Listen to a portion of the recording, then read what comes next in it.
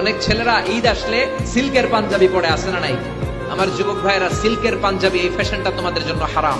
যুবকরা হাতে স্বর্ণের আংটি পরে, গলায় চেইন পরে, মেড অফ গোল্ড, স্বর্ণ দিয়ে বানানো যে কোনো জিনিস ইউজ করা, তারপরে সিল্কের কোন জামা পরা ছেলেদের জন্য হারাম করেছে কে? ছেলেদের জন্য চুরি পরা হারাম করছে কে? ছেলেরা অর্নামেন্টস পড়তে পারবে না, ব্রেসলেট লাগাতে পারবে না, সিল্কের পাঞ্জাবি পড়তে পারবে না, স্বর্ণের কিছু ব্যবহার করতে পারবে না। এছাড়া তুমি তোমার নাভি থেকে হাঁটু পর্যন্ত ঢেকে সব ধরনের ফ্যাশন তুমি নিতে পারো।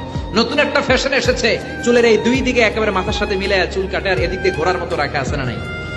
এগুলো কোনো মুসলমানের ছেলে এই হেয়ার কাটিং কাটতে পারে না। চিল্লায় বলেন ঠিক কিনা? এরপর ট্যাটু লাগায় অনেকে। ট্যাটু চিনেন? এই ট্যাটু লাগালে কোনো ইবাদত তোমার কবুল হবে? তার মানে তুমি যেই ফ্যাশন গুলো করবা, ইউর ফ্যাশন শুড বি হালাল। এই নিয়মগুলো মেনে ছেলে মেয়েরা যেই কোনো পোশাক পরো, যেই কোনো ফ্যাশন নাও, ওই ফ্যাশনের মধ্যে বরকত আছে।